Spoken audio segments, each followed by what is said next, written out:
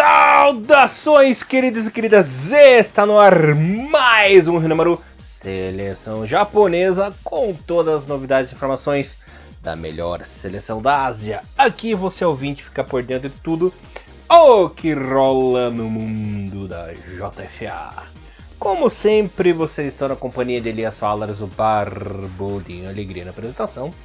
Comentários dele, a lenda, o Homo sapiens, o Homo erectus, o Australopithecus, o Visigodo, o Ostrogodo, o Wesker, de tudo da porra toda, Mr. Thiago Henrique Cruz. Que introdução, hein? Fiz toda a escala evolutiva. Olha, nem se eu escrevesse eu conseguiria falar todas essas palavras aí sem no mínimo gaguejar. Salve, salve, Elias, bom dia, boa tarde, boa noite a todos os nossos queridos ouvintes. Estamos aí em mais um Hinamaru, o primeiro sobre a seleção japonesa do ano 2023, os amistosos do mês de março, que já passou, então estamos aí uma semaninha atrasada, mas como seleção demora, né, entre um jogo ou outro, né, a seleção volta agora em campo só em julho, então dá tempo da gente poder destrinchar, e foi bom também porque eu tive a oportunidade de rever um dos jogos que depois eu acabei encontrando aí nos YouTubes da vida. Elias, seleção japonesa é sempre um assunto que é bom a gente analisar com calma, porque mexe com muita coisa, e a seleção japonesa, depois de uma Copa do Mundo positiva, em boa parte dela, com certeza positiva em muita parte dela, viemos então de 2 jogos, 2 amistosos, e o Japão não venceu nenhum, e a mídia japonesa já começa a mudar bastante o tom da conversa sobre a possível seleção japonesa que piorou seu nível após a Copa 2022. Acabou a euforia, né? Depois das 2 grandes vitórias na Copa, na boa campanha na Copa, né? Que passou de fase e tudo mais, e já vai dando aquelas pitadinhas de realidade, Tiagão, né? Inclusive, mais uma vez, nosso querido Muriaço polemizou, não chamou os boys do Celtic novamente, né? E pesou muito nesses 2 amistosos aí, a escolha do Muriaço, principalmente no primeiro jogo que perderam um caminhão de gols na partida, né, Tiagão?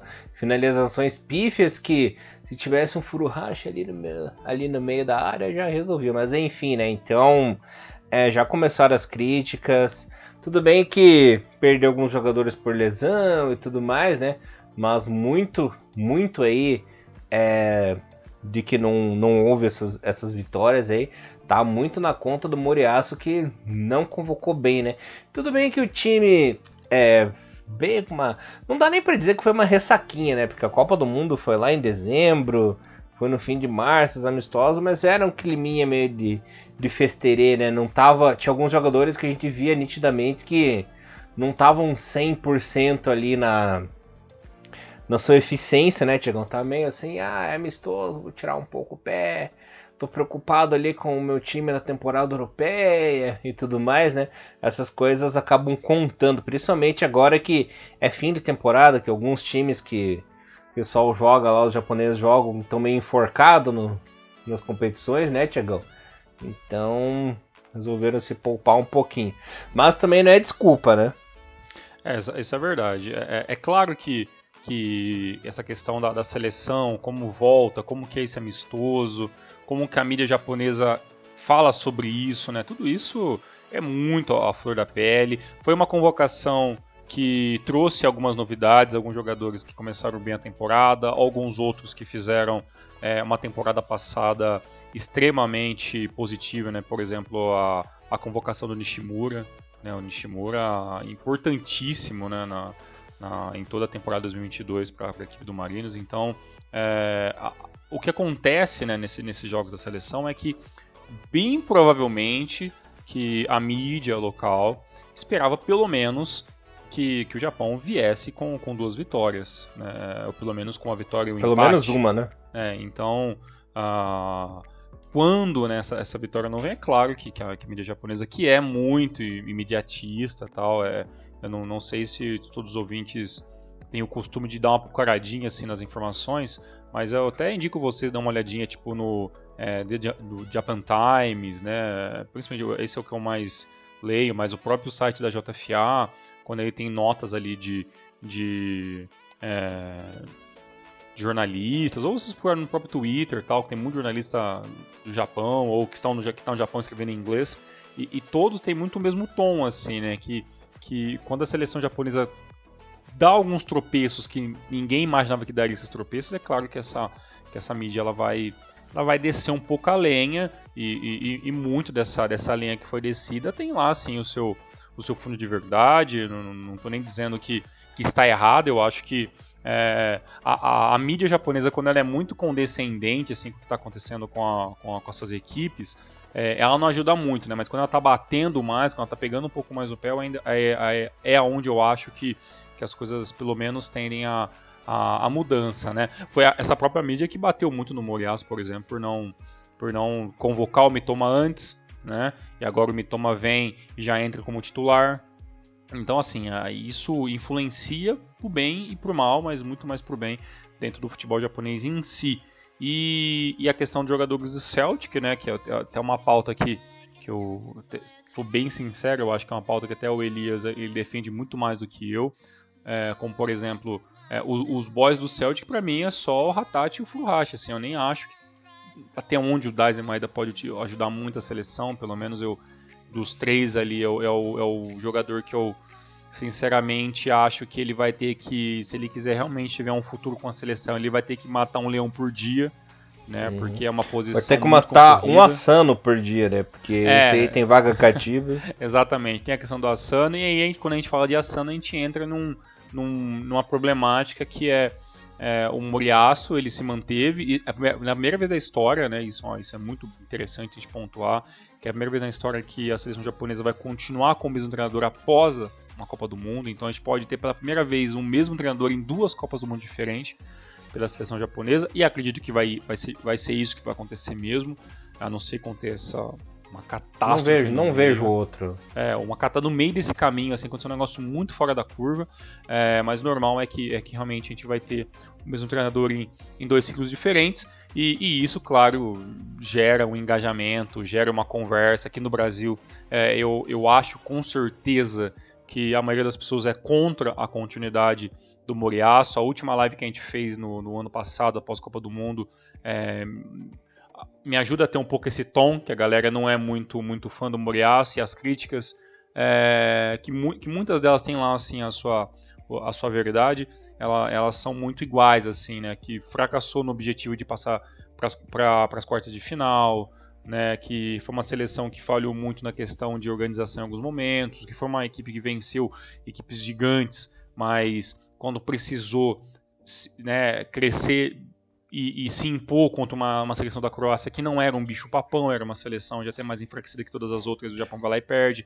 Então, assim, caiu no bait da Croácia, né? Exatamente, caiu nesse grande bait da Croácia. Então, assim, tem muitas coisas que todo mundo fala e eu não tiro a razão, mas eu ainda acho que realmente não tinha outra opção melhor. Então a minha opinião ainda continua sendo essa sobre o Moriyasu. Eu posso não amar o Moriyasu, mas ainda acho que não tinha ninguém no mercado local possível, e a seleção também não ia gastar muita grana, a entender que não gastaria tanta grana para trazer um grande de uma outra, tirar algum grande de uma outra equipe, porque não tem muitos grandes também fora do mercado também, né? Então tem vários problemas na hora de trazer um treinador importante. E nessa questão do Celtic, Elias, eu tenho que te falar que inevitavelmente uma hora o Real Hatate vai pintar nessa seleção. Eu acho inevitável isso, mas eu tenho que te falar que, para mim, o Furuhashi ele também tem meio que, sabe, se mostrar muito, porque diferente do Hatate, ele tem um prognóstico ali na seleção, que é o jogador que, quando chegou, nas poucas chances que ele teve, ele acabou também não fazendo lá a diferença, né? Então, colocar tudo isso na ponta do lápis e você decidir se você vai levar ou não o jogador, é realmente um problema muito grande que o Moriyasu vai ter, porque se ele quiser realmente bancar a Moriyasu de Japan, né, ele vai ter que ter muito culhão, porque ele vai ter que cortar muita gente que o público quer que não saia da seleção, ou que entre na seleção logo, e o Furuhashi, com certeza, ele está no topo dessa lista. Assim, o problema, eu vou começar pelo Hatate, assim, o problema do Hatate parece que tá melhorando, Thiagão, porque o Junaito tá caindo de produção. É. O Junya Ito já não é mais o mesmo Junya Ito da Copa do Mundo. Deu pra ver, assim. Então aí já existe uma possibilidade maior do Hatate entrar nesse time, né? Ou, se quiser jogar mais recuado, Morita também não tá lá aquelas grandes coisas mais, também. Já não era, né? O Morita, no caso, ele é talvez a peça mais fraca, né? Se você colocar no papel, né, os 11 iniciais, Morita ou Junya Ito, com certeza o Morita, ela é a peça que pesa menos, né, digamos assim. Né? Mas e a questão do Furuhashi, Elias? A questão do Furuhashi já é um pouco mais delicada, porque existem esses empecilhos, né? O que tá acontecendo? Pelo jeito o Asano continuar assim vai jogar uma outra Copa do Mundo, né? Tem o Ueda. Então, isso que eu falo, o Moriyasu tem essa eterna insistência no Ueda, que também joga um grande... Também não dá pra condenar muito, porque o Ueda tá bem essa temporada lá na Bélgica, né? Ele já marcou 15 gols essa temporada, inclusive foi dando um spoiler aqui, foi um dos destaques de março aí do futebol japonês na Europa, né, Thiagão? Ele foi bem, tá jogando bem. Mas na seleção ainda também não desabrochou, né? Então, entre os dois, ainda prefiro o Furuhashi, né? Tem o pessoal na sombra ali também, como o Matino, como o Nishimura, né? Que chegou agora na seleção também. Mas realmente tudo depende da boa vontade do Moriyasu, até porque não é desculpa também. O Furuhashi ele tá acostumado a jogar de um jeito no Celtic, e na seleção completamente diferente, né? O jogo não gira em torno dele ali também. Ele precisa desempenhar um papel melhor, até porque, apesar de ele ser um grande goleador lá na Europa, na seleção japonesa ele não convenceu 100% ainda, né? Mas mesmo assim ele não convencendo, ele é melhor que toda essa galera, né? Então vale a pena ter mais paciência, vale a pena persistir nele, né? Então... Nós temos vários exemplos de que demoraram para acontecer, mas aconteceram no futebol mundial de o jogador ter um começo tímido numa seleção, uma fase ruim, de repente deslancha a fazer gol. Como é o caso do Luca Toni na Itália, né? O Luca Toni, todo mundo enchendo o saco. Nossa, o que esse cara da Fiorentina aí tá fazendo na seleção? Por quê e tal? Nas eliminatórias para a Copa 2006 ele deslanchou, vai fazer gol. Chegou na Copa 2006, ele jogou bem também, foi um dos responsáveis pelo título da Itália e ficou anos na seleção, foi jogar no Bayern de Munique e tudo mais, né? Então, um cara que às vezes é uma referência num time, não vai bem na seleção, tem que ter uma certa paciência para ele deslanchar, tem que fazer o cara jogar, porque senão ele desmotiva, né? Ele já teve esse grande baque aí de ficar fora da Copa. E quando a gente pensou que, finalmente passou a Copa, será que agora ele vai ser convocado? Pá! Já não foi convocado de novo, sabe? É um balde de água fria. Deve pesar na cabeça do jogador também, né? Tipo, nossa, eu faço de tudo. Sou artilheiro na Europa, jogo bem. O que acontece, sabe? É muito complicado. Eu tava até dando quando você falava. Tava dando uma olhada aqui, porque o Furuhashi já tem 16 jogos pela seleção japonesa, né? E olha que nós tá dando uma pura introdução e nem fomos dos jogos ainda. Então assim, galera, hoje pega aí o seu... Você tá vendo de manhã, pega seu café da manhã, pega seu cafezinho, seu achocolatado, seu pão, que hoje a conversa talvez vá um pouco longe, mais do que o normal, a gente passa das meia hora fácil hoje. Mas o Furuhashi... Ou à tarde, se você estiver almoçando ou jantando, né? Fique à vontade aí, porque talvez hoje o assunto vá um pouco mais longe. O Furuhashi tem 16 jogos e 3 gols pela seleção, né? O último jogo que ele entrou em campo foi no dia 27/9 de 2022, naquele amistoso, aqueles últimos amistosos, né? Com os Estados Unidos, Uruguai e Canadá. No caso, ele foi contra a seleção do Equador, que ele jogou 45 minutos, não marcou e foi substituído, o jogo acabou e ele ficou sem gols. E aí, o jogo contra o Canadá, ele não estava nem no plantel mais. Essa questão do Furuhashi, que é o problema para os jogadores que estão chegando, depois dessa última rodada de E-League, né, que o Shuto Matino fez os 4 gols no Gamba, é claro que isso não é parâmetro para o cara chegar na seleção. Obviamente, não é parâmetro para o cara chegar na seleção. Mas é um parâmetro para um jogador que você fala assim, poxa... esse aí, né, pode ser que ele pinte num time europeu, né? Pode ser que o Shuto Matino nem acabe a temporada pela equipe do Shinobi Omari, ou se terminar 2023 no Shinobi Omari, que nem fique, né, no próximo ano para a equipe, até porque eu tô vendo aqui que o contrato do Chutomachino com a equipe do Belmari termina no final desse ano ou começo, ou no máximo janeiro de 2024. Então é um jogador que já deve estar sendo sondado, né? Já que está no último ano de contrato, já está sendo sondado por outras equipes. Isso é óbvio, né? E ele é centroavante e joga numa posição que o Japão sim tem uma carência. E o Takuma Nishimura, ele joga em 3 posições, né? Claro, ele é segundo atacante, mas ele sabe jogar de centroavante, ele sabe jogar de ponta esquerda se precisar. Então ele é polivalente, né? Naquela situação. Ele não que o Kyogo Furuhashi não seja, porque ele joga também de centroavante, ponta esquerda e ponta direita, tudo, né? Joga em tudo ali, né? Até de meio ofensivo ele joga. Se precisar, até de meio ali dá pra você fazer uma boa improvisação nele ali. O grande problema é que realmente nos 16 jogos que ele tem, ele não tem ainda aquele jogo memorável, né? Qual foi o jogo memorável do Kyogo na seleção? Ainda não teve. Teve lá o jogo lá, talvez o melhor jogo talvez dele foi lá na classificatória da Copa do Mundo contra o Tajiquistão, que ele fez um gol e uma assistência, mas fora isso, né? E contra a Mongólia fez 2 gols, mas assim, não dá pra contar também, né? 2 gols contra a Mongólia, né? Entendeu? Assim, não são jogos de peso, né? Que você fala, não são referências, né? Não são, e o maior culpado de não ter um peso nisso tudo é a própria seleção japonesa, com amistosos que na maioria das vezes são amistosos ruins, né? São amistosos com adversários jogando sempre em casa. Então, assim, a culpa não é só do Kyogo, né? Ele não tem culpa de fazer gols jogando classificatório contra a Mongólia, o Myanmar, Tajiquistão, sabe? Porque são jogos que o Japão joga ali. E o cara, se ele tiver chance, ele vai guardar 5, 6 gols e assim por diante. Mas aí a gente acaba perdendo essa referência de jogar, por exemplo, amistoso contra o Paraguai, né? Ele acabou não jogando tão bem. Contra o Brasil ele jogou uma boa parte do jogo e o Brasil e o Japão perdeu de 1-0, apesar que foi um belo jogo da seleção japonesa. Então, assim, essa questão de ter um jogo de parâmetro é muito complicado, porque às vezes o cara não tem parâmetro e a culpa não é dele, né? E sim dos adversários que a sua seleção marca para jogar, né? Então, é um problema. Mas eu ainda acho que não tem por que a gente ainda se desesperar, porque eu ainda acho que o Kyogo inevitavelmente volta para a seleção para conseguir jogar alguns amistosos. Provavelmente ele deve estar nessa seleção que vai jogar a Copa da Ásia no próximo ano.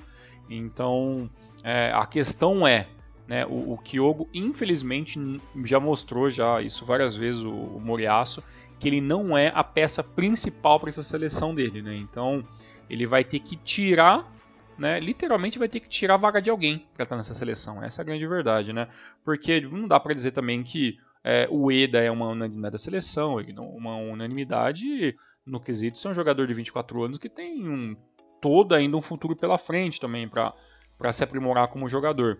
Mas dentro desse esquema tático, fora o Asano, eu acho que todos os demais podem perder vaga, menos o Asano.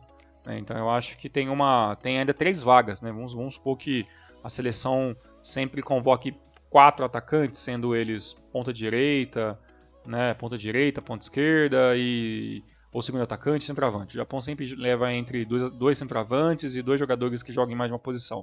Então pelo menos a gente pode ter o Furuhashi tirando vaga de alguém. Talvez o Nishimura, se não conseguiu ter uma boa continuidade, apesar de ter só 26 anos, tem muita linha para queimar o Nishimura.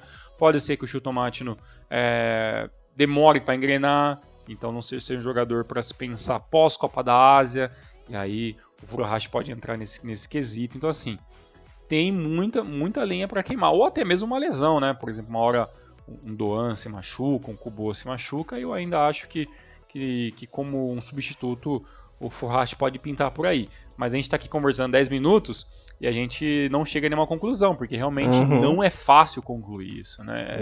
Então, não é tão fácil assim ser treinador da seleção japonesa como todo mundo pinta por aí, tá? Realmente ser treinador de seleção hoje, o Japão tem boas dores de cabeça, apesar de a gente ter vários problemas, né, Elias? E aí agora que talvez a gente entre no assunto amistoso, que é essa zaga do Japão sem os principais jogadores, sem Tomiyasu, sem o Yoshida, que provavelmente deve talvez jogar no máximo a Copa da Ásia ali para fazer uma despedida, sem Hiroki Sakai, sem Nagatomo, é um quarteto defensivo claramente pior do que da Copa do Mundo, Bem Elias. pior. E aí? Nesses dois amistosos, a zaga realmente penou, né? Principalmente apesar de ter perdido o jogo para a Colômbia, a zaga foi melhor no jogo da Colômbia do que contra o Uruguai, né, Thiagão? Mas nos dois jogos sofreu. Nos dois jogos. Foi bem complicado. O pessoal tava botando muita fé no Itakura, só que o Itakura não foi bem. Sim. Nesses dois jogos. Não é a primeira vez que ele não vai tão bem no jogo na seleção japonesa. E ele era um dos novos zagueiros que apareceram aí que eu meio que dei uma defendida, assim, pô, Itakura, olha aí, tá melhorando bastante. Borussia, né, Mönchengladbach, tal. Porra, legal, vai que agora vai, mas é complicado também, viu? Tá deixando um pouco a desejar bastante. Uhum. Então foi bem complicado mesmo o que aconteceu na parte defensiva. Assim, o meio campo continua bem, Thiago, continua produtivo, continua jogando bem. O ataque continua aquele mais ou menos, mas a defesa piorou novamente, né? Até o próprio Schmidt, não achei que ele foi bem nos jogos, Thiagão. Ele deu vários sustinhos ali, principalmente no jogo contra a Colômbia, saindo errado na saída de escanteio, cruzamento de bola alta na área, sabe? Ele tava bem estabanado nessas partidas aí. Talvez ele tenha se folgado um pouco mais porque o Gonda não foi chamado, né? Ele pensou, não, agora não tem o cara na minha sombra lá, posso dar uma relaxada. Mas relaxou demais, né? Só pra deixar o pessoal a par aqui, nesse primeiro jogo, o Japão entrou com o Schmidt no gol, o Sugawara, Itakura, Seko e Hiroki Ito, Doa, Wataru Endo, Morita e Mitoma, Asano e Kamada, né? Entraram na etapa final Hashioka, o Keito Nakamura, o Junya Ito, o All Tanaka, o Nishimura, né? Que inclusive fez o gol aí na partida, e o Ayase Ueda, né? Então, o Ueda não foi mal nessa partida, né? Teve uns bons lances, 2 cabeceios bem perigosos, por sinal, né? Mas o goleiro do Paraguai tava inspirado, do Paraguai não, do Uruguai, perdão, do Uruguai tava inspirado e conseguiu defender os lances do Ueda, mas o Asano perdeu um caminhão de gols essa partida. O Kamada só viu anunciarem o nome dele na escalação, depois não ouvi falar mais do Caboclo no jogo, sumiu, completamente anulado. Foi realmente bem, nossa, pra mim acho que foi um dos piores assim em campo nessa primeira partida, porque realmente é pior no sentido assim de anulado, verdade, né? De anulado, acho que a palavra nem pior, porque pra mim o pior mesmo foi o Seco mesmo assim. Assim, eu já não esperava muito que o Seco fosse aparecer como um grande zagueiro e tal, mas é um jogador que tem todo ainda aí uma questão de tempo, né? É um jogador que joga na J-League, né? Então é uma convocação nova, né? No caso que eu tô falando do Aimé Seco e tal, que ele nem joga mais na liga, né? Que ele joga acho que na Suíça, né? Jogador da Suíça. Naquela equipe que eu acho bem legalzinha, que o mascotinho deles é um... qual é o nome? Eu ia falar Black Kamen Rider, mas é o Grasshopper? O Olga Chopper. Ele é um... Qual que é o nome do inseto? É um grilo. É um grilo, exatamente. Eu ia falar louvador, mas é um grilo, né? É um grilozinho. E acho muito legal nas mídias sociais que eles colocam esse grilozinho aí. Grasshopper é grilo mesmo em alemão. É grilo em alemão? Olha, então... Vivendo e aprendendo. E, assim... O grande problema que eu acho que no caso do Seco, já que a gente falou de jogadores talvez... o Schmidt, claramente, pra mim, nem jogou tão mal, mas também nem jogou a ponto de falar, puta, esse é o novo titular da seleção. Eu achei que ele foi um bundão, principalmente no segundo jogo, cara. No segundo jogo, na minha opinião, o segundo jogo todo mundo foi meio mal, assim, sabe? Mas o Seco, que é ex-jogador da base da equipe do Cereço, jogou pro Cereço Osca, depois acabou sendo vendido e tudo mais para a equipe da Suíça.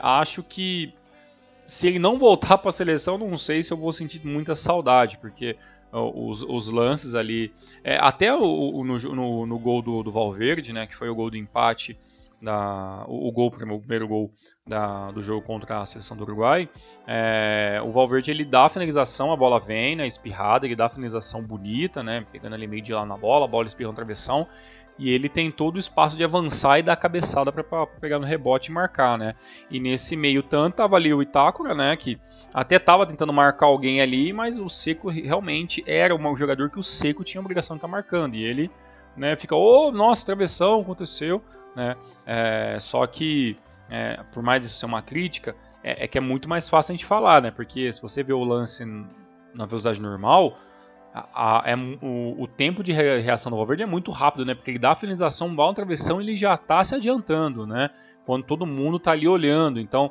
o tempo de reação ali do Uruguai foi muito rápido, e, bem, a obrigação de ter esse tempo de reação parecido é do zagueiro da seleção, que não teve, ficou todo mundo ali olhando, rezando para que a bola batesse no travessão e espirrasse para longe, a bola volta para o cara finaliza e entrou para a conta do Seco. Né, entrou para a conta do Seco, que para mim eu acho que foi um dos jogadores que eu menos gostei neste primeiro jogo. Apesar que, vendo as notas dele nos sites de aposta e tudo mais assim, ele teve um 6.6 ali, que é basicamente a base das notas da seleção japonesa, teve até um pouco melhor do que o Itakura, um pouco mais do que o Sugawara, que para mim, desses 4 ali de jogadores da defesa, o Sugawara para mim ele foi talvez um que pode ter um pouco mais ali de sobrevida nessa seleção, se continuarem sendo convocados, porque sai dele o passe em diagonal para uma das finalizações do Asano lá na frente, para um dos gols que o Asano perdeu. Né? Ele foi bem defensivo também, defendeu bem. Então, assim, para mim, acho sim que foi um jogador que conseguiu mexer no tempo que deu, na opção que teve ali, e jogou praticamente uma boa parte do jogo e conseguiu sim fazer a sua parte. É claro que quando você sai atrás do placar, muda-se muita coisa, né? Então acho que nesse jogo contra o Uruguai teve isso, teve o pênalti, né? Que acabou sendo anulado em cima do Ito, né? Primeiramente deu pênalti, aí depois foi anulado o pênalti, mas pra mim teve o contato, então assim, sinceramente eu não entendi. Pra mim tinha sido pênalti, sinceramente. Né? Eu achei estranho, eu tava procurando um outro ângulo de câmera e não achei, Thiagão, mas... também não tem muitos ângulos de câmera, essa é a grande verdade também, né? Eu fiquei muito na dúvida, sabe? Eu também fiquei, porque pra mim teve o contato, o juiz assinou o pênalti, logo depois no segundo... Foi lá, reviu o VAR, viu que talvez o contato não foi um contato faltoso, anulou o pênalti e tudo mais. A sorte é que logo depois, né, teve ali o lançamento do próprio Ito, né, e pro Nishimura, que tinha acabado de entrar no lugar do Kamada, fazer a finalização ali de primeira. Até um vacilo também da zaga do Uruguai, que deixou um espaço ali dentro da meia-lua, né, e dentro da grande área a partir da meia-lua, e o Nishimura apenas entrou ali no primeiro toque que ele fez dentro do jogo, acabou marcando esse gol. E o Nishimura entrou, no caso, exatamente no lugar do Kamada, né, que ele jogou como um meia ofensivo bem centralizado, quase não tocou na bola, até conseguiu articular um pouco as jogadas, que eu acho que essa é a função do Kamada na seleção japonesa, né? Eu acho que ele não é o cara da finalização, ele é um cara para iniciar a jogada de ataque, né? Distribuir a bola para a esquerda ou para a direita, ou tentar o arremate de fora da área, ou tentar fazer uma tabela com o centroavante, e isso não aconteceu muito e acabou sendo substituído já na casa dos 75, 73 minutos do segundo tempo, e aí o Nishimura, assim que entra, né? Faz o gol. E aí, assim, é aquele negócio, né? O Kamada foi mal, mas vai lembrar que o Kamada não joga, né, de meia de articulação no Frankfurt, né? Ele joga bem mais como um cara defensivo, né? Às vezes até como um segundo volante, né? Ou como um meia bem centralizado lá atrás, com muito mais afazeres defensivos do que ofensivos, né? No caso do Kamada. O Kamada é mais o cara que chega na área se tem oportunidade, mas não é obrigação dele na equipe, né? E aí entra aquele problema, né? Ainda temos jogadores sendo convocados, onde na seleção ele joga numa função diferente que ele executa na equipe, né? Isso. E acontece muito, né? Muito comum isso. Por exemplo, até o próprio Tomiyasu, né? O Tomiyasu na seleção ele é zagueirão e no Arsenal ele é lateral, né? Pois, e nesse jogo até o próprio Ito, né? Que ele joga ali no caso o Hiroki Ito, né, ele joga ali jogou como lateral direito, mas se for ver mesmo ali, ele basicamente no Stuttgart, ele praticamente joga como zagueiro, né? Isso, então tem essas mudanças, apesar que o Ito como lateral esquerdo, eu acho que pode ser um bom Coringa, né? Porque a gente não vai ter o Nagatomo para 2026, isso é óbvio. Talvez não tenha o Nagatomo nem para a Copa da Ásia. Então precisamos de um novo lateral esquerdo para ontem. Lateral direito, você até consegue dar uma gambelada ainda com o Hiroki Sakai e tudo mais. E agora com o Sugawara. Mas chama o Muroi. Tem um Muroi que obviamente é uma escolha muito ruim. Então assim, não temos, né? Não temos um lateral esquerdo para ontem. Então o Japão precisa realmente repor essa posição. E no outro jogo entra, né, o jovem aí da equipe do FC Tóquio. Mas ainda assim é só é só uma tentativa, né? E depois do empate, Elias, que o Japão consegue lá nos 36 minutos, o Japão até melhora um pouco, né? Porque o jogo, na minha opinião, começou melhor pro Japão, o Japão começou muito bom, só que aí acontece, o Uruguai espera, o Japão dá aquela cansada inicial, e quando começa a gostar do jogo e criar as melhores chances, é uma equipe que obviamente quis ficar menos com a posse de bola, porque estava jogando fora de casa, né? E na poucas chances que teve ali para levar perigo, levou com muito fervor, né? Então o Japão sofreu quando o Uruguai tentou matar o jogo. Mas a grande verdade é que foi um jogo onde nenhuma das equipes tinha nenhuma pressa, né?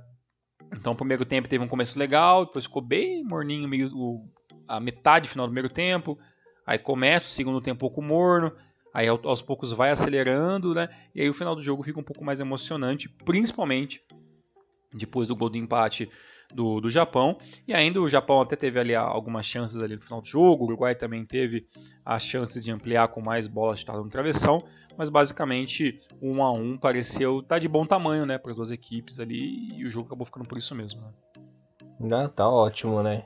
Pelo menos não perdeu. E exato, teve chance de perder, porque teve bola na trave do Uruguai e tudo, enfim, né? Exato. E o Mitoma, claramente, o destaque do ataque, acredito eu, né? Sempre, né? Isso aí não tem nem o que discutir, né? Então... Mais que o próprio Furuhashi, acho que o Mitoma vai ganhar aí, na nossa disputa, vai ganhar de melhor jogador japonês da temporada. Com certeza, e uma outra coisa também, que agora nós estamos tentando fazer todo mês os destaques dos jogadores japoneses na Europa, é muito difícil ter uma lista sem o Mitoma, né? Assim... sem os dois eu acho impossível ter a não ser que tenha lesão, é impossível você não ter Mitoma e Furuhashi, ou pelo menos o Mitoma, né, ou Furuhashi às vezes, ou os dois. Então das 5 posições ou 3 que a gente fazia, principalmente os dois primeiros sempre estão sendo esses dois, e muito desse Mitoma aparecendo aí, uma coisa que também não queria deixar passar, é que você, na sua opinião, o Ito, o Junhei já não tá assim voando, né, tá jogando muito, mas não tá voando, mas eu também acho que essa questão do Ito já não tá mais aparecendo como antes, é que a evolução dele não é tão rápida quanto a evolução da marcação que ele tá tendo. Né? Não sei se dá para entender, né? Nos primeiros jogos ele começou ali fazendo o que quer. Depois que acontece, aquele cara ali tem que segurar um pouco mais. Tomar cuidado. Tem que tomar cuidado. Então, assim, a marcação que ele tem hoje é muito maior. Então, talvez isso que o Ito não seja mais esse homem importante. Mas, para mim, sempre que o Ito entra na segunda etapa, ele é um jogador assim que ele muda, né, aquele ar ofensivo do Japão com bola em velocidade, né? Tanto que o gol de empate contra o Uruguai saiu de uma jogada do Ito, né? Foi com o Ito que o Japão conseguiu quase um pênalti, né? Então ele ainda faz, na minha opinião, essa diferença. Mas é claro que ele, com equipes de nível B ou A, o Ito já não vai despontar como ele vai fazer várias vezes jogando amistosos menores ou jogos contra equipes asiáticas de nível C e D. Então tem essa questão. E para mim, Mitoma, né, o Wataru Endo também é outro que dispensa comentários, porque senão a gente vai ficar se repetindo sempre aqui. São sempre jogadores que dificilmente têm atuações ruins pela seleção, né? Sim, verdade, né? Então eles continuam na estabilidade, né? Uhum. Aí o problema é, né? A gente sai de um empate 1-1 e claro que a gente esperava o quê, né? A gente esperava que o Japão viesse para um segundo jogo contra a Colômbia e pelo menos mantesse o mesmo ímpeto, né? E aí tem algumas mudanças interessantes no próximo jogo, né? Mais estreias, mais jogadores que voltam a jogar nas suas posições originais. E o que acontece é que o Japão sai com uma derrota e ainda de bandeja tomando um gol de bicicleta do Baré, né? É complicado, né? Borré, não. Baré era do Gamba Oscar. Né? É verdade. O cara tão um gambista tão safado que deu um jeito de chamar um ídolo, convocou ele. Caraca, Baré, eu vou até googar isso aqui que faz muito tempo que eu não... Olha, eu lembrei agora do Baré, cara, olha só. Não. É só você olhar no meu Discord que tem a fotinho do Baré, com a camisa do Cofo, claro. Camisa do Cofo, claro, olha só, o Baré. Lembramos, né, do centroavante brasileiro Baré. Hoje com 41 anos, hein? Não tá tão velho não, viu? Eu achava que ele tinha mais idades, né? E assim, enfiamos Gamba Osca e jogador alternativo no Rino Maroto de seleção. O Baré foi muito ídolo meu, cara, que eu fazia de gol com esse cara, né? Os Eleven. E rodou, hein? Esse rodou demais, hein? Esse meu sonho era que e tudo mais. Jogou nos Emirados, Japão, Dinamarca. Que meu sonho era que ele jogasse no Coxa, isso nunca se realizou, né? Mas eu lembro que eu tinha ele no Orkut, cara, e era ele mesmo, não era o fakezão, não. Caramba, o cara jogou no Uruguai, jogou no Guarani, Grêmio, Omiya. No Japão jogou Omiya Verde, né? Omiya, Cofo e Gamba, né? E jogou no Shimizu também. E teve uma segunda passagem pelo Cofo depois, já quase no fim da carreira já. Pô, legal demais, assim, é um jogador alternativo. É mais uma dica de jogador alternativo que a gente sempre vive falando aqui, nós velhos paias, que compensa você dar uma chance. É Barek de 82. O nome dele é Jader Volney Splinder. Velho pai é você, eu sou velho supimpa.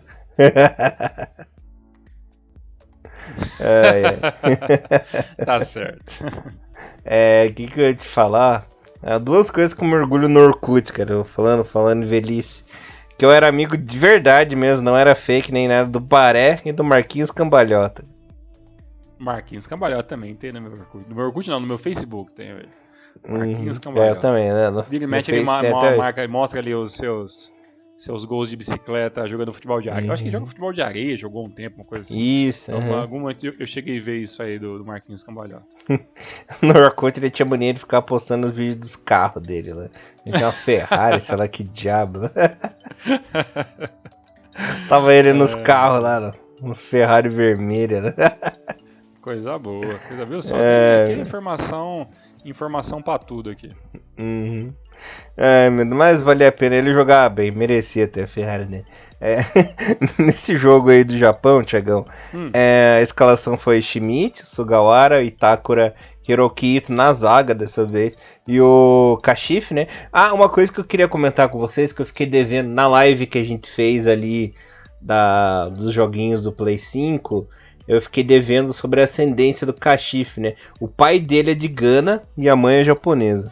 Ah, tá. Então ele é ganês, metade ganês, então, né? Mestiço ganês, entendi. E a única coisa que eu vi, assim, é que o Moriyasu, quando vai falar o nome dele, ele fala tudo bagunçado, porque o nome é complicado, né?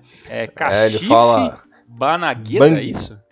Kashifi Bang Naganda. Bang Naganda, olha, realmente é um nome muito em japonês deve ficar tipo Kashifi Bang Naganda. Assim, não muda tanto se for ver em japonês, mas assim, é um nome muito extenso, né? Bang Naganda, sabe? É muita coisa, né? E assim, Elias, eu vou te falar, eu vou ser bem sério pra vocês, tá? Até porque o Inumaro já tá aí há 10 anos, não tem muito porque a gente tá mentindo, né? Só um minutinho, só pra terminar a escalação. Juneito, Kamada, Morita, Mitoma, Machino e Nishimura. Agora pode terminar essa frase. Morita e jogando como volante. E do lado dele o Kamada, né? Então o Kamada volta, né? Vem jogar na sua posição original, né? Que é basicamente um segundo volante ali e tudo mais. O Nishimura, que faz o gol do primeiro jogo, avança e joga ali um pouco mais centralizado. E agora a gente tem o Matino tendo a sua chance nesse jogo ali. E uma coisa que eu ia falar é que é um jogador que meio que passou um pouco despercebido pelo meu radar, assim. Passou, individual, admito, assim. E por ter 21 anos... fez uma estreia até que muito decente, né? Não fez nada demais, mas também não fez nada de que, nossa, que problema, como por exemplo o Seco, né? que estava envolvido, sempre acabou estando envolvido em algum lance complicado, e o Seigo, obviamente, acaba entrando justamente quando o Japão vai tomar o gol depois, né? Então, e uma coisa interessante é que o Ito também joga, né? Hiroki Ito entra nesse jogo como zagueiro, né? Do lado com o Itaku ali, faz a dupla que, na minha opinião, era a melhor dupla dessa escalação, né, dessa convocação, e o Sugawara joga o jogo inteiro ali como lateral direito, mostrando que o Japão não tem muitas opções de lateral direito, né, a não ser que talvez viesse o Tomiyasu e fizesse ali uma improvisação, né, sem o Tomiyasu. E uma coisa que a gente esqueceu de falar, Elias, é que nessa questão dos jogadores que foram cortados da seleção, né, porque a seleção inicialmente teria o Takehiro Tomiyasu e também teria o Ryota Tsunoda, né, que os dois foram cortados por motivo de lesão. E o Maeda, né? E o Maeda também. E a questão do Tomiyasu ainda é pior, porque o Tomiyasu já foi anunciado que ele vai perder todo o resto da temporada. Então o Tomiyasu só volta a partir de junho, julho ou agosto. Então é um negócio seríssimo e já é a segunda vez que o Tomiyasu, pelo menos, tem um machucado um pouco mais sério. E no lugar dele foram convocados o Koki Machida, né, o zagueiro, e o Haruya Fuji, também zagueiros aí que teriam as suas chances, né, se fossem colocados em campo, em também vestir a camisa da seleção pela primeira vez. Você comentou sobre o Kashif, que acabou passando pelo nosso radar e tal. É justificável, porque ele começou tendo uma sequência de jogos maior só no ano passado, né, porque até 2019 ele era do time B, do FC Tóquio. E de 2020 e 2021 ele quase não jogou. Ele jogou 3, 4 jogos assim por temporada e despontou apenas ano passado, né? Então é plausível aí o nosso vacilo. De qualquer maneira a gente pede desculpa aí, até porque no meu caso é que chega ali nas partes finais da J-League, o FC Tóquio não disputando mais nada, basicamente, né, na metade final do ano passado, então nossos olhos acabam ficando sempre mais voltados para as equipes que estão jogando, tem que escolher jogo para assistir, então realmente é um pouco mais complicado. Mas assim, por ter 21 anos, Elias, eu acho que é um bom nome para ficar de olho. Não acho que seja a peça que o Japão precisava, mas assim, pode evoluir. Putz, 21 anos é muita pouca coisa, né? Não tá na Europa, tem jogador com 21 anos que já tá... Assim, realmente, mas essa não é a realidade do futebol japonês, né? A gente tá vendo hoje o Mitoma despontando como um jogador importante da seleção japonesa, ele tá com 25, né? E para 24, para 25, ele começou realmente a aparecer mais no Brighton, né? Antes disso, ninguém imaginava também que o Mitoma... claro, quem é muito mais adepto ao futebol japonês, quem já assistia a J-League com os tios do Frontale, já via, puta, esse cara é muito diferente, mas assim, pro público em geral, quem quer o Mitoma antes de 2022? Praticamente ninguém, né? Então, tem essa aí. Então, assim, eu acho que com 21 anos ainda o pico de evolução, para mim, é muito grande, principalmente falando de um jogador japonês. Então, eu espero aí que o Kashifo aí que deve ter um Fu, né? Deve ser um Kashifo, né? Lá no Japão. O Kashifo aí tenha bastante chance de voltar à seleção e continuar ali o seu bom trabalho como sucessor, né, direto de ninguém mais, ninguém menos, né, do que Nagatomo, né? Nagatomo, que é um dos melhores laterais que o Japão já fez. E em questão do jogo, Elias, apesar das mudanças e talvez da organização, que inicialmente seria uma seleção que jogaria mais organizada contra a seleção da Colômbia, porque o Japão entra com jogadores que jogaram melhor entrando, no caso do Nishimura, né, entrando como titular. Você entra com jogadores jogando basicamente nas suas formações, jogando de time, então o Ito volta a ser zagueiro, o Kamada volta a ser um jogador um pouco mais defensivo, e você tem um gol de cabeça do Mitoma acontecendo logo aos 2 minutos de jogo, né, o que inflamou, né, o estádio do Cereço Osaka, lançamento do Morita pela direita, e subiu lindamente o Mitoma para fazer uma cabeçada. Os japoneses começando a trabalhar melhor a cabeçada, né? Você falou no primeiro jogo ali do Edinha. Nesse jogo também o Edinha teve uma outra chance de fazer um gol de cabeça ali quando o Japão estava perdendo. E o Japão, depois desse primeiro gol, Elias, na minha opinião, tá? E talvez uma opinião difere um pouco da galera que escreve sobre o futebol japonês, é que muitos se falam que o Japão começou muito melhor do que a Colômbia meio que foi na pressão conseguindo o empate. E na minha opinião, eu vi o Japão sofrendo o jogo inteiro. Para segurar uma Colômbia que foi com tudo pro ataque, uma formação bem ofensiva, uma equipe rápida, né? O Duran, que é uma jovem promessa do futebol colombiano com 18 anos aí, correndo, botando muita pressão. Ele que joga no Aston Villa, né? Jogador, perdão, ele tem 19 anos, o John Duran, e assim, pressionando o Japão o tempo todo, e para mim era questão de tempo para sair esse gol de empate, e que realmente aconteceu, né, do John Duran aos 30 minutos com o passe do Machado, e depois desse primeiro gol aí, desse empate do jogo, o segundo tempo o Japão volta a fazer algumas modificações, e essas modificações acabam mais atrapalhando do que ajudando, né, a equipe, né? E aí, o final aos 31 minutos, a gente tem o gol do Boré ali de bicicleta, na bola que veio espirrada por cima, ele deu a bicicleta e caixa, né? Mas nem tenho tanto para falar sobre esse jogo, né? Porque realmente o Japão se segurou basicamente o jogo inteiro, porque a Colômbia foi muito melhor do que o Japão. Lembrando que as equipes sul-americanas saíram invictos da Ásia, né? Porque foi um acordo entre as 4 seleções em que Colômbia e Uruguai visitariam Japão e Coreia do Sul, né? Então, no primeiro jogo a Colômbia ganhou, na Coreia pelo menos, o placar 2-1. E também, aliás, empatou 2-2 com a Coreia e ganhou do Japão 2-1 no segundo. O Uruguai no primeiro jogo com o Japão empatou em 1-1 e ganhou da Coreia do Sul por 2-1, né? Então, as duas equipes latinas aí saindo superiores, né? Conseguiram sair invictos. Exato. E outra coisa que aconteceu nessa partida, né, Elias, isso foi engraçado, né? Porque chega um momento ali que o Asano ele entra exatamente aos 79 minutos no lugar do Morita, e ele entra com um papelzinho. Ele entrega esse papelzinho pro Endo, né? Pro Wataru Endo, que começou no banco e depois entrou no comecinho da segunda etapa no lugar do Kamada, e nesse papelzinho claramente estava ali a nova formação que o Japão jogaria, né? E aí o Japão sai basicamente ali do 4-5-1, né, do 4-3-3, para jogar no 4-4-2. Só que é um 4-4-2 completamente montado com jogadores que tem, né? Exatamente acontece com a gente quando a gente só muda jogadores no jogo de futebol, né? Você muda jogadores ali, e se você quiser mudar a formação no meio do jogo, você tem que se virar com as peças que você tem, né? E aí, como é que ficou o Japão, né? O Japão ficou com 4-4-2 no meio campo ali, com o Wataru Endo, né, como volante único, né, lado esquerdo o Ito, lado direito o Doa, e na frente, centralizado o Kubo, né, e na frente o Edinha e o Asano ali como os dois atacantes. Mas assim, essa formação não ajudou muito, não fez muita diferença, o Japão não conseguiu melhorar o seu estilo de jogo. A Colômbia continuou dominando e sendo muito mais perigoso. O Japão teve mais posse de bola, mas a Colômbia chutou 14 vezes contra 6 do Japão, né? E finalizações corretas foram 7, então 7 perigos de gol contra apenas 3 da seleção japonesa.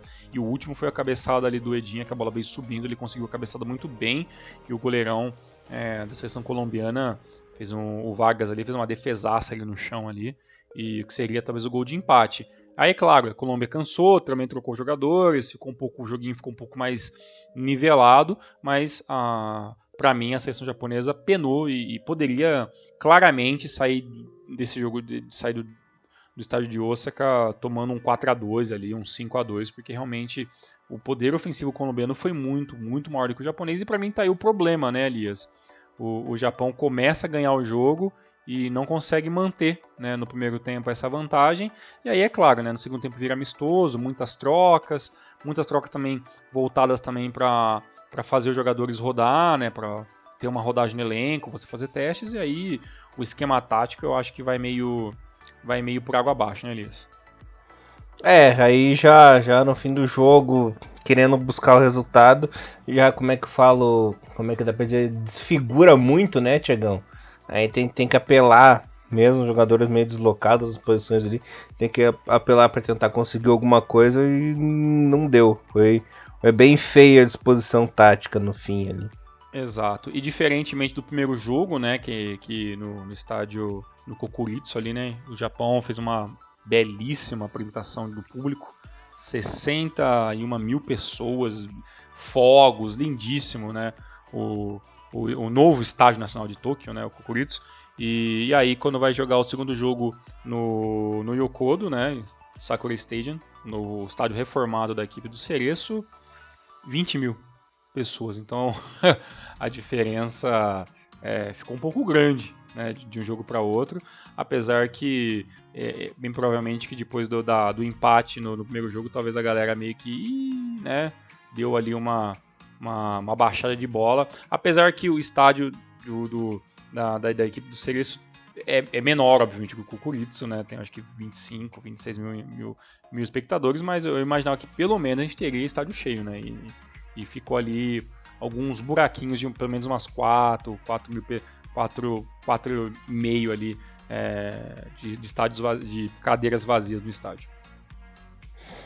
E cara, eu vou falar uma coisa pra você, cara, eu não consigo aceitar até hoje esse novo Kokuritsu aí, cara. Não vai. É igual o que fizeram com o Maracanã. A mudança é muito grande, né? Então eu imagino que quem viu muitos jogos, né, nesses estádios muito antigos, quando vem essas modernizações, transformações em arenas e tal, assim, apesar que não tem esse nome lá no Japão, né? Mas você percebe que tem mais uma carinha de arenazinha padrão, né? O Kokuritsu novo, né? E é tudo moderno. Os estádios já eram modernos, por assim dizer, né? O Kokuritsu, apesar do estádio antigo, já era todo modernizado e tudo mais. E ficou mais ainda tecnológico, né? A maioria dos estádios lá são completamente engraçado que agora tem o nome, daqui. né? Agora é o New, né? Agora é como New National Stadium, né? Então até o nome deu uma mudadinha. Eu tava tentando ver aqui, porque eu não lembro de cabeça. Eu não sei se mudou isso, mas a informação que eu tinha é que era 68 mil lugares que tinha, né? Não sei se depois dessa reforma se aumentou, se diminuiu, se manteve. Boa pergunta, não... Eu acho que manteve. Acho que não tem, porque se colocaram 61 mil, então ou manteve 64 ou só aumentou ali algumas coisinhas, mas normalmente nunca aumenta, né? Dificilmente, né, os estádios... Deixa eu ver, agora você me bateu curiosidade aqui, cara. Diminuiu. Diminuiu? Ah, então... Diminuiu. Pena, né? Poderia ter ficado um pouco maior ali o Kokuritsu ali, porque realmente é um... Tirando o Saitama, eu acho que é os estádios mais importantes, né, do futebol japonês. Isso aí a gente não tem a menor dúvida de falar, né, disso. Que, aliás, é uma coisa que eu não me conformo até hoje, assim, que na Copa de 2002, a final foi em Yokohama e o Kokuritsu não foi pra Copa. É verdade, o Kokuritsu, né? Aquela Copa nem foi pra Copa, né? E é o estádio principal de competições e tal, então assim, realmente tem algumas escolhas realmente muito maluco. Apesar que eu acho muito legal também o estádio de Yokohama também, mas Kokuritsu é o Kokuritsu e não tem jeito. Elias, para finalizar esse assunto de seleção, porque nós temos mais um assunto para você. Quem são jogadores que, na sua opinião, não deveriam voltar para a próxima convocação? Puxa vida. Ou não teve ninguém? Pra mim é só o Seco. Pra mim não precisava voltar pra próxima convocação. Eu daria mais uma chance pra ele. Não tem ninguém assim que eu condenaria eternamente ao mármore do inferno, igual falava aquela novela Clone lá. Isso que eu só falei pra não vir pra próxima convocação, né? Mas já estamos evoluindo pra mandar o cara pro mármore do inferno. Assim nem eu, né, pô? Assim nem eu. Não tem. Eu daria chance pra todo mundo. Mas numa próxima convocação, você acha que aí o Furuhashi tem que estar? Com certeza. Com certeza, né? E Hatati. E o Hatati, isso é verdade. Eu falo muito do Furuhashi e esqueço que tem o Hatati que também ficou de fora dessa. Eu tava tentando lembrar aqui de cabeça, que obviamente eu não vou lembrar, mas as informações que eu vi até na próxima, nas próprias postagens do Thiago Bom Tempo, que o Japão tem já 2 amistosos que vão ser, obviamente, aonde? No Japão, já confirmados para a próxima data FIFA do mês de junho, perdão. Então é bem provável que o jogo seja, acho que dia 15/6. Até no primeiro jogo vai ser no Toyota Stadium. E vai ter um jogo depois, no dia 20 do 6, ainda claramente sem adversários definidos, mas provavelmente que já no mês 5 isso já deve estar pintando por aí. E a gente vai saber quem são os próximos adversários do Japão, esses amistosos aí. Na agenda oficial, ainda zero. Nada ainda, né? Ainda zero, né? Mas podem marcar aqui no dia 15 e dia 20, são os próximos amistosos, ou variações, né? Se for 15 é 16, ou é 14, se não for 20 é 21, é 22, mas nessa janelinha o Japão vai ter dois amistosos. Eu espero que quem jogou bem volte e que o Japão faça uma convocação plausível com o nível dos seus adversários, né? Porque se for adversários muito ruins, aí eu acho que vale também a pena você também dar uma chance para quem não tem muita cadeira cativa, né? Porque realmente... porque só para pensar, Elias, essa convocação atual ainda manteve uma boa base, né?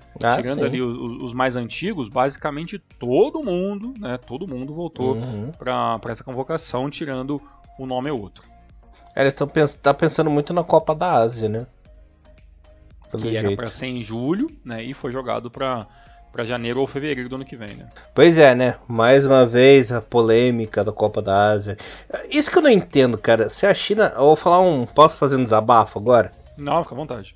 Se a China sabia que eles iam pipocar, por que se candidataram pro negócio, sabe? Só pra fazer os outros de trouxa, só pra ter que remodelar calendário, puxar pras outras datas, sabe? Eu não entendo isso. Essa UFC... Ela é desorganizada em muitas coisas ainda, cara. Pois é, né? E assim, sinceramente até agora eu não entendi muito o porquê do atraso, não sei se você tem essa informação. Eu li, mas já faz quase um mês que essa notícia do adiamento, né, da Copa da Ásia 2023, que agora vai ser 2024. É porque assim... Mas eu não entendi muito. Tem um motivo específico, assim, porque eles quiseram pro Catar, certo? E no Catar... que seria no meio do ano agora, é impossível de jogar porque faz 50 graus, cara, no verão lá. Então, um negócio terrível. Já que ficou com o Qatar, que já tá com a estrutura pronta, basicamente, por causa da Copa do Mundo, vão jogar pra lá, só que aí tem que mudar a data, porque tem que ser a data que dá pra jogar no país, né? Até porque também já tava muito em cima da Copa também. Tipo, ter a Copa em dezembro e em janeiro já a Copa da Ásia não dá, né? E pra mim tem um grande problema, claro, que eu tô falando aqui de orelha, tá? Não estou dizendo que esse é o motivo. Mas você para pensar, meu amigo Elias, desde quando acontece a pandemia, times importantíssimos e até então ricos do futebol chinês começam a fechar as portas e obviamente começa uma desaceleração inacreditável de popularidade, de desenvolvimento, de investimento dentro do futebol chinês, você já percebe que o futebol chinês começa a ficar novamente para trás, né? Então eu acho que até mesmo essa candidatura ela acabou sofrendo muito disso, né? Então é bem provável que se tivesse uma Copa na Ásia, na China novamente, que os estádios eles estariam muito aquém, né, daquilo que a gente está meio acostumado a ver de nível de Ásia, né, dos principais países e tal. Então assim, é uma pena, né? Mas que de um amadorismo, de um negócio inacreditável. E outra, né? O certo seria até caber isso não uma exclusão, mas uma advertência, uma multa, alguma coisa, porque você muda muita coisa, né? Você muda basicamente a estrutura de um campeonato e todo um calendário das equipes que estavam já esperando pelo campeonato, né? Então... é complicado, é bem complicado. Né? E é uma palhaçada essa UFC que já fez aquela marmelada, aquela pataquada lá na Champions League, né? Aí verdade, agora mais sair, né? Sai, ou quando vai, mete de equipe sub-20, sei lá. Então, assim, realmente, o futebol chinês não é de hoje que tá realmente as coisas muito complicadas mesmo. Agora, no caso, pra gente... nos resta esperar até 2024, né? O que aqui tem um lado bom, né? Porque se realmente a seleção japonesa vai passar por um período ali de uma dificuldade em manter o nível da Copa do Mundo, né? Então até bom que tem um pouco mais de tempo para trabalhar, né? Porque realmente essa seleção que a gente viu nesse amistoso, claramente não é uma seleção pronta para vencer novamente a Copa da Ásia, né? Eu acho que se não vencer essa Copa da Ásia, cabeças vão rolar, cara. Porque tem obrigação. Será? Não ganha desde 2011, cara. Não, isso é verdade. Já fez 11 anos, então. Teve aquele fiasco lá em 2015. Nossa, 2019 perdeu pro Qatar na final. Na final, sabe? Em 2019. 2015 foi contra os Emirados Árabes Unidos, não foi? Aquela ridícula de pênalti, né? A final contra o Qatar também foi tão ridícula quanto também, né? Se eu parar pra pensar. Gol de bicicleta lá, poxa. Não é melhor nem lembrar. Elias, e só pra acabar esse assunto negativo, a retrospectiva entre Japão e Colômbia e Japão e Uruguai também não é das melhores também, né? Só para relembrar vocês, mas tudo isso eu coloquei na rede social do Rio Maru. Na Colômbia, este foi o 6º jogo de Japão, né, contra a seleção colombiana, jogos oficiais. O Japão tem uma vitória, um empate e agora amargou a 4ª derrota, né, para a equipe colombiana. A única vitória em jogos oficiais entre Japão e Colômbia foi no jogo, né, da fase de grupos da Copa de 2018, no dia 19/6, Japão 2-1. Né, o primeiro jogo entre Japão e Colômbia oficial foi na Copa das Confederações 2003. O jogo foi 1-0. O jogo aconteceu no dia 22/6 de 2003. Eu tô até achando estranho essa Federations Cup 2003 aqui, mas sinceramente... É a Copa das Confederações, seu Loki. Então, mas a data, assim, né, muito antes da Copa do Mundo, né, caraca, né, eu jurava que seria um pouquinho mais próximo, mas aí eu vi 2003 e falei, vixe. Então, é porque assim, até 2005, a Copa das Confederações era jogada de 2 em 2 anos. Em 2 anos, tá, porque eu tô sempre pensando, poxa, era pra ser mais perto, né, e tal, aí eu vi 2003. Aí foi a partir de 2009, não teve 2007, né, porque a partir de 2009, aí sim era uma preparação pro país sede da Copa do Mundo, um ano antes da Copa e tal. Porque assim, essa na meiuca, geralmente era em país aleatório, sabe? Então faz sentido. Eu lembro que foi essa Copa da Ásia que a campeão foi a França, e eu lembro que o Japão tava no grupo da França, no caso, né? Eu lembro Isso. É que essa Copa das Confederações é meio maluca, né? Que antigamente era só disputado na Arábia Saudita, que era Copa do Rei Fahad lá e tal, até 97. Aí a partir de 2001 que virou uma preparação, porque assim, teve o Fahad 97 lá, aí em 99 fizeram no México, pós-Copa do Mundo da França. Aí em 2001 teve direitinho, bonitinho lá na Coreia e no Japão. Aí 2003 na França. Aí 2005 na Alemanha, bonitinho. Aí 2009 na África do Sul, 2013 Brasil. E 2017 na Rússia, né? E no caso nós não tivemos uma Copa das Confederações antes da Copa do Qatar, porque obviamente, né, por motivos de pandemia e tudo mais, aí eu acho que não teve, né? Na verdade já não ia ter mais, né, porque começou esse rolo aí da UEFA Nations League, não sei o que. É verdade, agora nem cabe mais, né, nem tem como ter mais a Copa das Confederações, né? Eu acho uma pena, eu achava muito legal. Eu lembro, nessa Copa 2000 e dessas Federations Cup 2013, eu lembro da derrota do Japão contra a França 2-1, com um pênalti idiota no primeiro tempo, depois o Nakamura fez do Inamoto, teve o gol do Nakamura no segundo tempo, e depois a gente acabou tomando o gol do Govu e, puta, fiquei muito puto nessa... Na verdade, o Inamoto cagou nesse jogo, cara, porque ele fez esse pênalti idiota, dele falhou no gol do Govu, Nakamura tentou consertar a paçoca, né, fazendo o gol de empate. Inclusive, cara, eu vou confessar uma coisa pra você, foi nesse jogo aí, em 2003, que eu descobri o Nakamura. Foi nesse jogo, olha. Eu vi esse jogo depois, de alguns anos, depois nos downloads perdidos nos grupos de Orkut, e fiquei, nossa, pistolaço com esse jogo.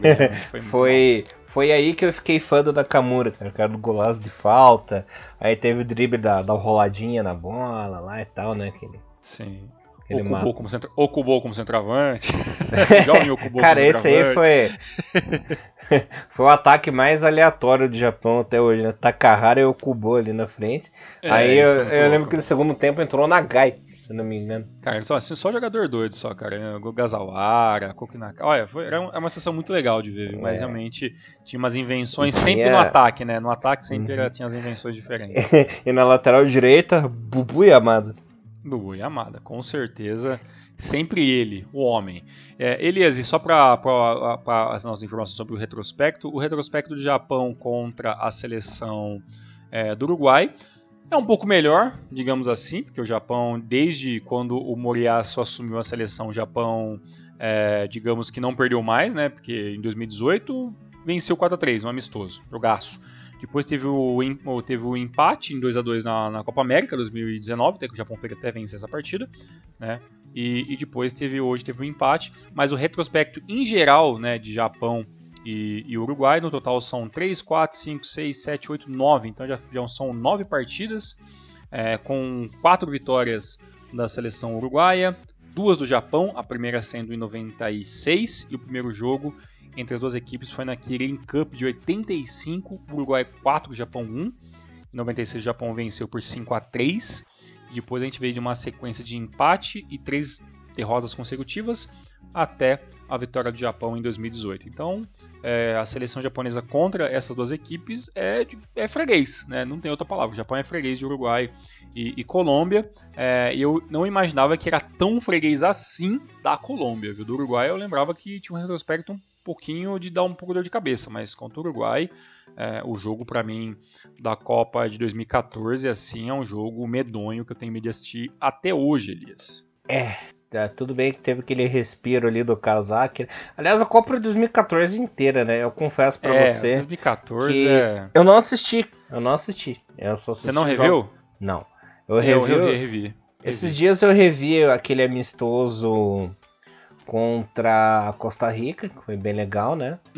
Sim. Mas os jogos da Copa, geralmente quando o Japão vai mal em Copa, não reassisto. Eu consegui rever de todos, o que me dá mais. Eu tenho 2 sentimentos em 2014, muita raiva e muita dor de cabeça. Muita raiva contra a Costa do Marfim e muita dor de cabeça naquele empate ridículo contra a Grécia. Então, esse jogo, na verdade, assim, o Japão perdeu de burro, né, pra Costa Rica. Mas esse da Grécia foi... Esse da Grécia... É inaceitável, cara. Esse da Grécia aí foi realmente... nossa, esse é um negócio até de amargar a alma. E detalhe, né, o Japão jogando basicamente mais de 60 minutos com jogador a mais, né, então... Quando o Katsuranos foi expulso. E ainda tomou caldo, né? Ainda tomou caldo, não, com certeza. Ainda se você for ver ainda, não em chutes, né? Mas o Japão ainda tomou sufoco com uma equipe que ficou 25% com a posse de bola, né? Então realmente é fatos pra gente trazer um dia aí falando mais sobre a Copa do Mundo. E Elias, pra acabar, eu não vou nem falar que vai acabar bem, porque também tem polêmica. Vamos falar de coisa boa? Que é o lançamento do TechPix e o lançamento do segundo uniforme exclusivo, né, o uniforme away exclusivo da seleção feminina. Finalmente, a seleção feminina tem um uniforme para chamar de seu, né? Finalmente tem um uniforme com detalhe em rosa, que é bonitinho, é o mínimo que se pode fazer, tendo ali colocando algum detalhe diferente no uniforme feminino, para não ser apenas um ponto que você encontrou um V do masculino. E agora, a Nadeshiko Japan tem o seu próprio uniforme, que é o uniforme away, branco e rosa. Muito bonito, por sinal, né? Com a temática do sol nascente, né? Com as cores do sol nascente, bem legal. Meio degradê, assim, que seriam os raios solares tocando o solo, né? No amanhecer e tal, muito bacana, basicamente o sol quando ele tá no entardecer, ou no nascer do sol vindo por trás de uma montanha, né? Então tanto que uma das imagens era a montanha, né? Com gelo e tal, e aí o sol vindo lá do fundo, não aparecendo, aí ele dá esse degradê meio rosado, meio laranjado, né? Dependendo da vista de cada um, pra mim é meio rosado isso. E aí dá esse aspecto bonito que eu achei muito bacana, eu achei muito bonito esse uniforme mesmo. E é uma temática inédita, né? Pois e faz todo sentido com o Japão, é inédito, é bonito, é bem feito, é um uniforme feminino com certeza, né? Alguns se limitam apenas a ter ali o detalhezinho rosa, e ainda acho que o Japão está muito à frente de muita seleção, porque muitas vezes o uniforme feminino é basicamente Ctrl-C, Ctrl-V, né? Do uniforme masculino, então o Japão eu acho que desde o uniforme da Copa, né, que vem a Copa do Mundo 2011, que o Japão venceu, já era uma linha detalhezinho rosa e tal, então desde assim o Japão já vem tendo o seu próprio uniforme, que é muito bacana e muito bonito. Então, agora ter exclusivo das meninas é muito legal, porque eu acho que incentiva ainda mais você vender o uniforme away, que é uma coisa que normalmente fora do Japão você não vende muito, né? Tanto que as tiragens para nós aqui no Brasil elas são ridículas de pequenas, né? E também incentiva também o futebol feminino também, que eu acho sempre muito, muito válido. Mas nem só de coisa boa vive, né, Elias, esse uniforme novo, né? Uhum. Só antes de entrar nesse uniforme novo, eu quero dizer que é uma pena que a JFA padronizou os uniformes da seleção japonesa, que eu gostava que o masculino tinha detalhes, antigamente tinha detalhes em vermelho, o feminino rosa, e o de futsal detalhes mais em amarelo, né? Então dá pra ver bem a diferença, assim, isso é muito triste, agora tá tudo muito igual. E, cara, pra quem é colecionador, eu e você, assim,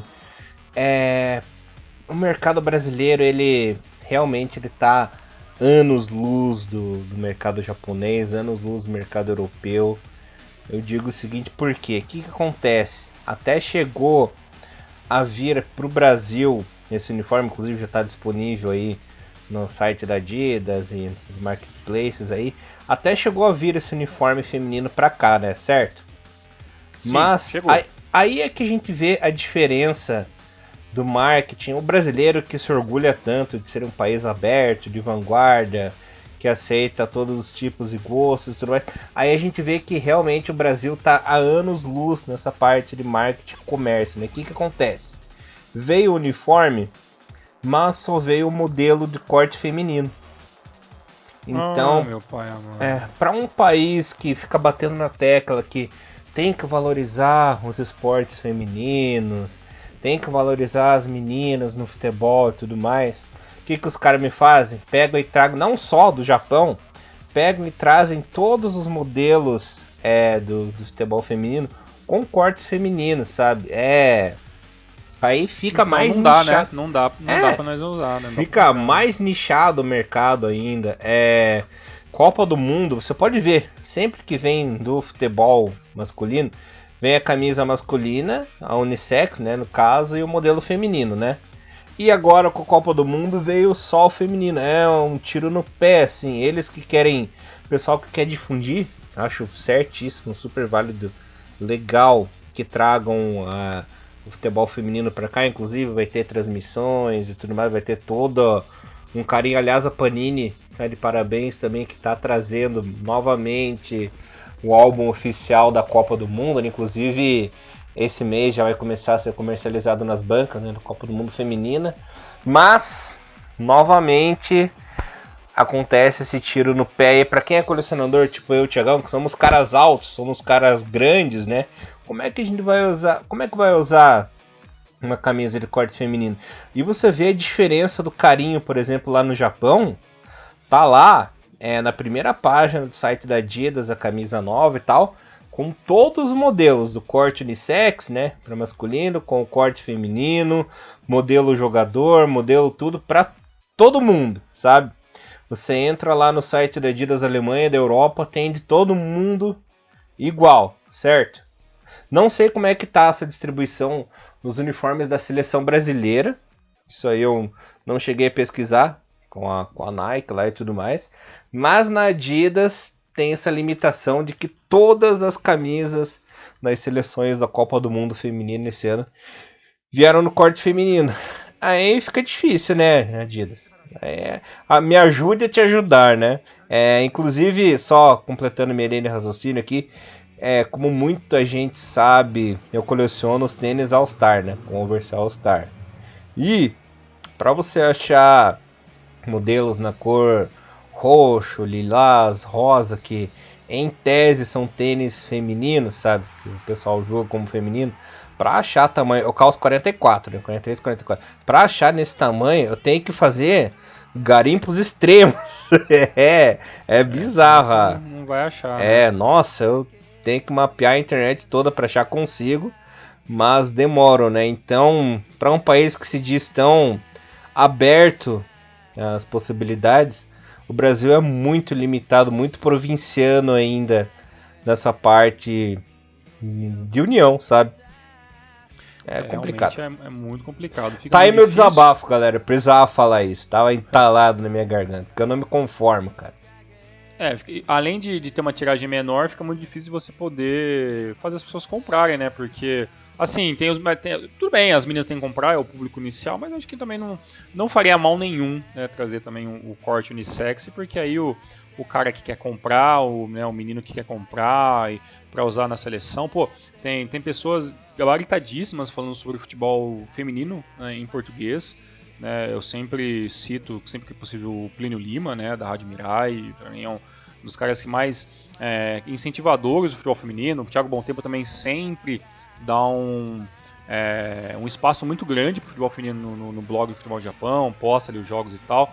Tem vários canais no YouTube, aí os canais oficiais da Wii League, né, que é a nova versão do campeonato feminino japonês, e então dá para você ver jogos em vários momentos e gratuitos no YouTube. Então é uma liga que tá indo para esse mundo digital e tá aos poucos conseguindo. Eu já vejo públicos bem legais. Até o último final de semana eu tava dando uma olhadinha, zapeando sobre o futebol feminino, assim, que tava acontecendo no final de semana, e já tinha canais de YouTube com 1000 pessoas assistindo jogos, 700, assim. Então aos poucos isso com narração, alguns com narração, então muito legal. É uma pena que a Adidas ela acerta por um lado e depois acaba avacalhando por outro. E também vale lembrar que a Copa do Mundo Feminina que o Elias está falando começa agora no dia 20 de julho, né, na Nova Zelândia e na Austrália, né, vai ser as sedes separadas, né, juntas, né, dividindo essa sede da Copa do Mundo Feminina, e o Japão está no grupo de Zâmbia, Costa Rica e a seleção espanhola. Então aí vai ficar toda a nossa torcida, e tudo que a gente puder fazer para ajudar o futebol feminino a gente faz. A gente só não mente, né? A gente não é especialista em futebol feminino, a gente não consegue tempo também para cobrir mais uma liga, né? Então nossos pitacos são muito mais superficiais, porque a gente não se especializa em futebol feminino, porque tem pessoas muito melhores sobre isso. A gente espera um dia até trazer o Plínio, trazer outras pessoas que querem falar sobre futebol feminino e deixar esse espaço aberto. Se um dia você quiser falar alguma coisa sobre futebol feminino ou conhecer alguém que tem coisa a falar sobre futebol feminino, procura a gente, que com certeza a gente vai abrir esse espaço, porque é uma modalidade muito interessante, é uma coisa muito necessária para o futebol em geral. E a Atlético Japan é uma seleção que já foi campeã do mundo, tem muitas dificuldades em manter uma boa seleção nos dias de hoje. Essa nova safra tem pontos altos e pontos baixos, então tem muita coisa para conversar. A gente só não entra muito de cabeça no assunto do futebol feminino, porque eu e Elias, a gente admitiu que nossa especialidade é o futebol masculino, mas a gente sempre deixa aí aberto para quem quiser comentar e agregar ainda mais nesse mundo do futebol japonês. Certo, Elias? Então é isso, voltamos então na próxima semana, voltamos com o J-League, temos o Drops, que vai sair também nos nossos canais principais, então fiquem de olho aí. Tem jogatinas de Winning Eleven que nós já vai trazer para dar uma brincadinha, e a gente vai manter o nosso trabalho normalmente. Elias, um forte abraço, uma excelente semana para você, para todos os nossos ouvintes. Até semana que vem. É isso aí, galerinha. Valeu. Voltamos na semana que vem. Hinomaru, levando o melhor futebol japonês pra vocês, galera. Valeu. Abraço. Tchau, tchau. Sayonara.